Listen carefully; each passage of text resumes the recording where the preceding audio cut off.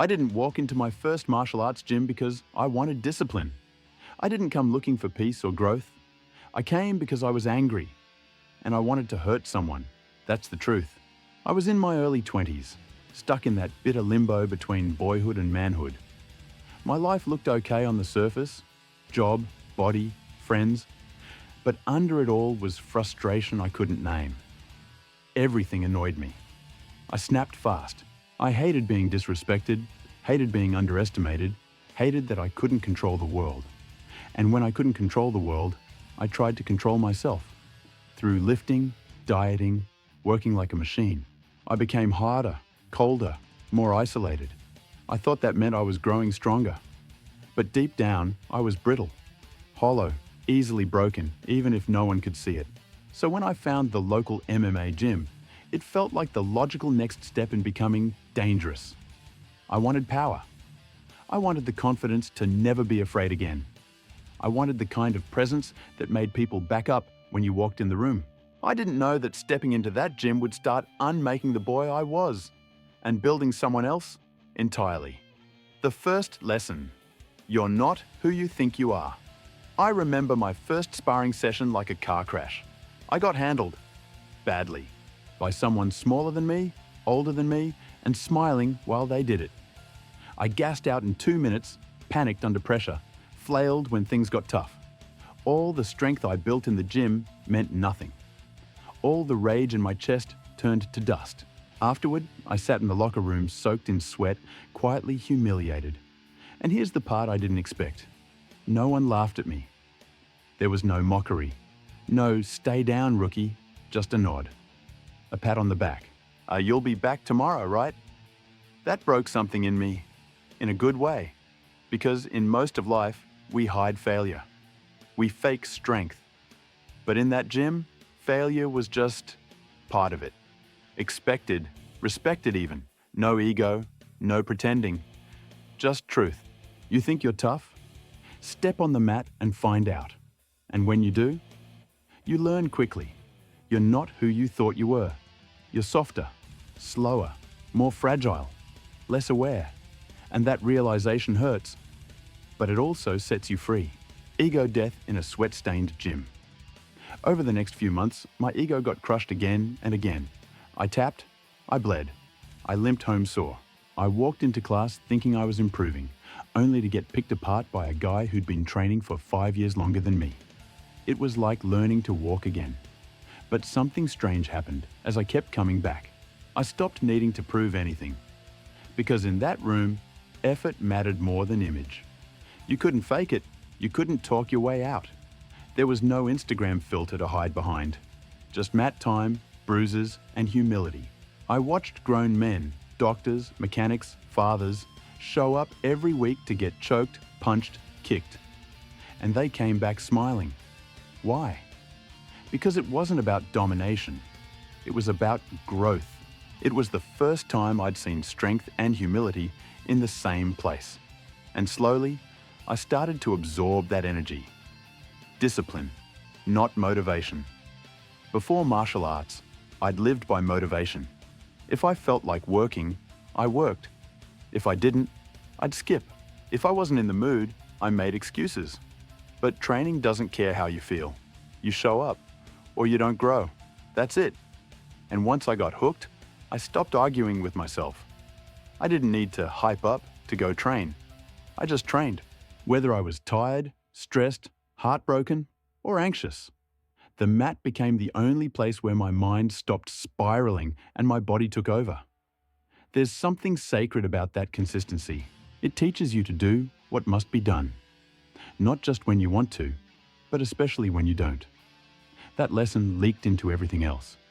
I became more stable, more grounded, less reactive, not because I was trying to impress anyone, but because I had tasted the calm that comes from doing hard things, day after day, without reward. I didn't know it yet, but that was manhood taking root. Anger turned into awareness. Before I started training, I was constantly on edge. I thought anger made me powerful, that I needed to hold on to it to stay sharp. But over time, that idea started to die. I learned that rage burns fast, but awareness lasts. In sparring, the guy who loses his temper loses control. The guy who can breathe, think, and adapt, he's the real threat. Anger clouds the moment. Presence owns it. And here's the irony. The more skilled I became, the less I needed to fight. I stopped feeling threatened in public. I stopped posturing. I stopped needing to win every interaction. I could walk into a room and be calm, not because I was faking confidence, but because I'd been through worse in training. Martial arts didn't make me violent, it made me peaceful. And for the first time, I understood the saying, it's better to be a warrior in a garden than a gardener in a war. They don't tell you this when you start. The pain doesn't go away. It changes, but it never disappears. Your body adapts, your tolerance builds, but the soreness stays, the bruises stay, the little injuries that remind you this path isn't just physical, it's psychological. The deeper I got into training, the more I realized something strange. I had spent most of my life running from pain. Emotional pain, physical pain, mental discomfort. I'd bury it in distraction, pleasure, or denial. But martial arts doesn't let you run. You face the discomfort head on. You invite it. That shift changed everything. I stopped asking, how do I avoid pain? And started asking, what can this pain teach me? Every loss is a mirror. The first time I got caught in a submission I had trained to defend, I blamed everything. The mat, my opponent, the coach. I didn't want to accept that I just wasn't good enough yet. But over time, the patterns became clear. It wasn't the opponent beating me, it was me beating me. My ego, my hesitation, my lack of awareness. The bad habits I brought in from the outside world. Trying to power through things instead of flowing, trying to dominate instead of understand. I started to see that every failure on the mat was a reflection of something deeper. I wasn't just losing a round. I was confronting impatience, arrogance, lack of trust in myself. The mat became a mirror. And honestly, that mirror showed me a version of myself I didn't always like. But it also gave me the power to change him. Becoming calm, under pressure. One of the most useful things martial arts taught me had nothing to do with fighting. It was how to stay calm when everything in me wanted to panic. You're in a bad position. Someone's heavier, stronger, faster. You can't breathe. Every instinct screams, freak out, explode, escape. But if you do, you gas out. You lose control. You make mistakes. You learn slowly to breathe instead. To feel the pressure without letting it define you. To think when everything feels chaotic. To conserve, observe, and act from a place of presence, not panic. That lesson started showing up everywhere in my life. In arguments, in business stress, in heartbreak. I stopped reacting like a boy trying to win.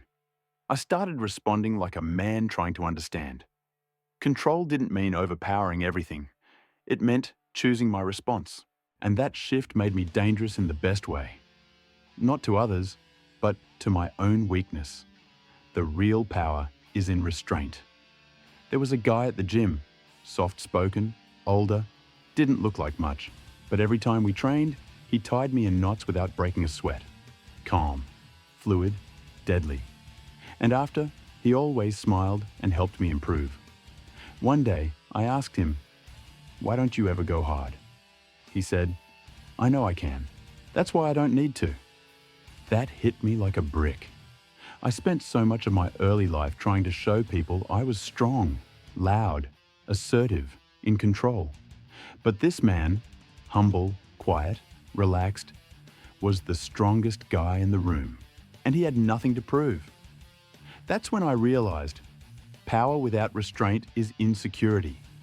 Power with restraint, that's wisdom. And from that moment on, I stopped trying to be impressive. I started trying to be anchored, humility in growth.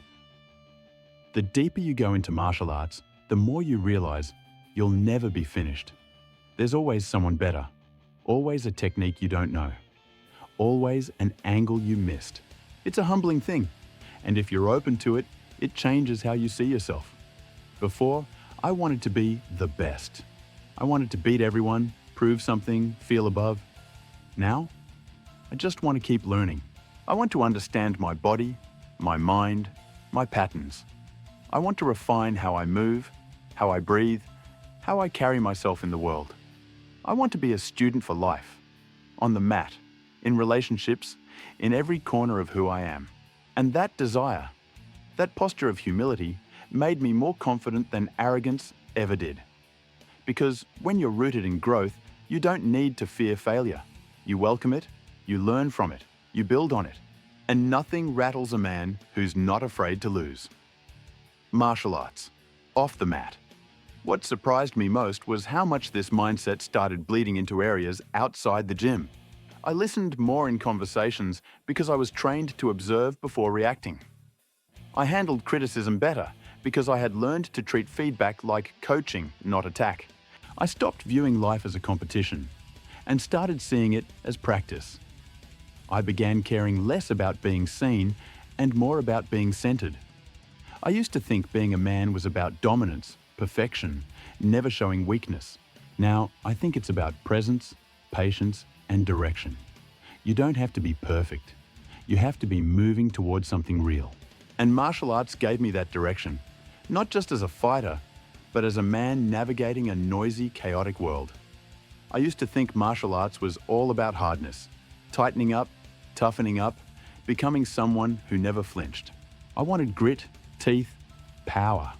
But somewhere around year 2, something I didn't expect started to happen. I got softer, not weaker, not lazier, but more open, more patient, more present. It was as if all the force I used to direct outward, in anger, defensiveness, posturing, had turned inward, not in a toxic way, in a clarifying way.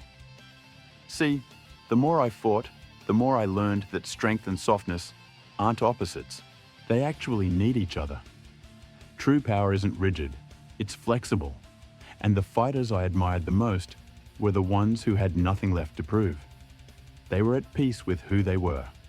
And slowly, that peace started to grow in me too, facing my own reflection. There's something intimate about being in a place where your mask doesn't work. You can walk into a gym flexing your jaw, puffing your chest, but as soon as you're rolling on the mat, nobody cares. You'll get choked just the same. And that honesty, it creates a different kind of self-awareness. There were nights when I left training and sat in my car for 10, 15 minutes in silence. Not from exhaustion, but because I had just confronted something real in myself. A fear, a blind spot, a realization that I'd been carrying old wounds into every round, every interaction. That I wasn't just fighting my partner, I was still fighting my father's voice, or my insecurities from high school, or the way I always assumed I wasn't enough. Martial arts gave me a place to feel that stuff, not to talk it to death, but to move through it, to bleed through it, to breathe through it. And in that way, it became emotional therapy with gloves on. Brotherhood, not bravado. Another thing I never expected, the friendships. I went in thinking I'd be in constant competition with other guys. Alpha energy, clashing egos, dominance. And yeah, that tension exists sometimes. But what surprised me more was the respect. When you train hard with someone, when you sweat, bleed, and struggle next to them, it forges a different kind of bond. You begin to care about them, look out for them. You celebrate their growth as much as your own. It's not fake bro culture. It's not yo bro, let's grind. It's quiet, unspoken, but solid. A nod, a fist bump, a shared silence after a brutal round, a helping hand up. That kind of connection is rare for men, especially today. We're told to be independent, untouchable, always in control. But in the gym, you need others. You learn from them, you grow with them. And sometimes you realize that letting your guard down isn't weakness, it's maturity. Learning to trust my body. Again, before martial arts, I had a weird relationship with my body. I trained it hard in the gym, I pushed it, but I didn't really trust it. I treated it like a tool, something to be controlled, measured, optimized, not something to be understood. Martial arts changed that. Because when you're grappling, striking, reacting, you have to listen to your body. You have to feel the shifts, the weight, the rhythm. You're not controlling something external. You're syncing with something internal. For the first time in my life, I began to experience movement as intelligence. Not just reps and routines, but awareness, grace, efficiency. I moved better. I walked differently. I breathed deeper. I respected my limits, but also pushed past imagined ones. I wasn't just using my body anymore. I was inhabiting it. Peace in the chaos. One of the wildest contradictions of training is this. The more violence you're exposed to, the more peace you tend to carry. I've seen this again and again. The guys who've been training the longest are almost always the calmest in the room. Not passive, not timid, just grounded. Why? Because they've been through real chaos. They've felt their heartbeat pounding in their ears. They've taken hits. They've been exhausted, cornered, tapped out, humbled. They know what their body and mind do under pressure. So outside the gym, nothing feels that threatening anymore. That peace, the deep earned peace that comes from voluntary hardship, is a rare thing. And once you feel it, you stop chasing every petty argument. You stop needing to posture. You walk into a room and no longer feel the need to dominate. You just are. Strength redefined. If you had asked me 5 years ago what it meant to be strong, I would have said, never back down, never cry, never lose. Now, I think strength is being honest, being willing to show up when you're scared, being able to lose without spiraling, being disciplined without being rigid, being confident enough to not react when someone tests you. Martial arts didn't just change how I move, it changed how I carry myself, how I speak, how I treat people, how I handle love, conflict, uncertainty. It gave me a different definition of masculinity, not one handed down by movies or locker rooms, but one earned through sweat, silence, and slow transformation. If I could sit across from the man I used to be, restless, angry, overthinking everything, and trying too hard to be someone, I think I'd just say this: you're not broken, you're just untested. That was the truth. I wasn't weak. I wasn't less of a man. I just hadn't found a place to channel what was inside me. The chaos, the doubt, the fire. I had no structure to shape it, no rituals, no brotherhood, no practice. Martial arts gave me all of that. And over time, it reshaped how I saw myself, not just as a fighter, but as a human being trying to move through life with clarity, integrity, and direction. The long game one thing that hit me as the years went on. There is no finish line. Martial arts is not a ladder you climb until you become invincible. It's a spiral. You come back to the basics again and again, just at a deeper level. You revisit old movements with new understanding.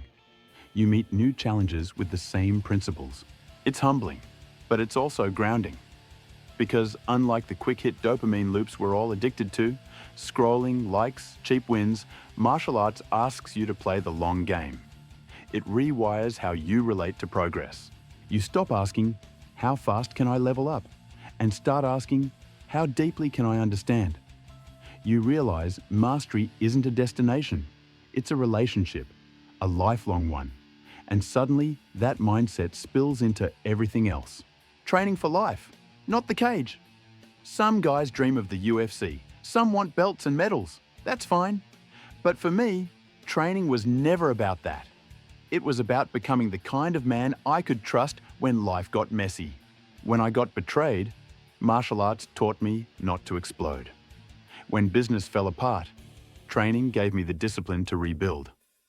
When I faced grief, my breath control and presence kept me from unraveling. When I fell in love, I was finally able to be present instead of performative. That's what martial arts gave me, a nervous system that could handle life. Not by being emotionless, but by being emotionally equipped, by teaching me to respond, not just react. And in a world that pulls at you from every angle, notifications, stress, ego battles, that centered state is a kind of quiet superpower. No more performances before, everything I did had a hint of performance. I wanted approval. I wanted to be seen as successful, impressive, untouchable. Even in relationships, I wasn't fully real. I hid things. I avoided vulnerability. I used words like weapons. But the mat stripped all that away. You can't fake composure when you're tired and someone's on your back trying to choke you. You can't act cool when your legs are shaking and your grip is failing. You can't lie to yourself when your technique breaks down under pressure. You are who you are. And the only way forward is to own it. That's what martial arts taught me, to stop performing and start being. And when you carry that energy into the rest of your life, people notice. Because real presence is rare, and real men don't need to advertise. Teaching the next ones. Eventually, you reach a point where the roles shift. You stop being the new guy. You start being the one others look to. And that's its own test. Because you remember what it felt like to walk in with shaky hands, trying to hide your nerves. You remember the fear, the shame, the self-doubt. And now you have the chance to be what someone else was for you. A calm presence, a patient mentor, a living example. You realize it's not about being the best in the room anymore. It's about raising the room. You lead by example. You correct with kindness. You train with intensity, but you carry gentleness. You live your values, not for applause, but because they've become part of your spine. And in doing that, you pass on something bigger than techniques. You pass on a path. For every man still searching. Maybe you're not into fighting. Maybe martial arts sounds brutal or boring or irrelevant. I get it. But here's the truth I've seen again and again. Most men today are starving for challenge, for clarity, for initiation. We live in a world that gives us endless comfort, endless distraction, but no meaningful tests. No proving ground. No space where we're allowed to fail, grow, and come out stronger. Martial arts gave me that space. It gave me a sacred place to sweat, to struggle, to lose with dignity and win with humility. It gave me structure, discipline, peace. But most of all, it gave me a version of myself I could respect. Not because he was perfect, but because he was honest. So if you're reading this, and something in you feels numb or angry or aimless, maybe this path is for you too. Not to become a fighter, but to become whole. Final thoughts. I didn't become the strongest guy in the room. I didn't become some enlightened monk. I became a man who breathes deeper, walks steadier, and speaks softer. Not because he's weak, but because he no longer needs to prove anything. And for me, that's what manhood is. Not power over others, but peace within yourself.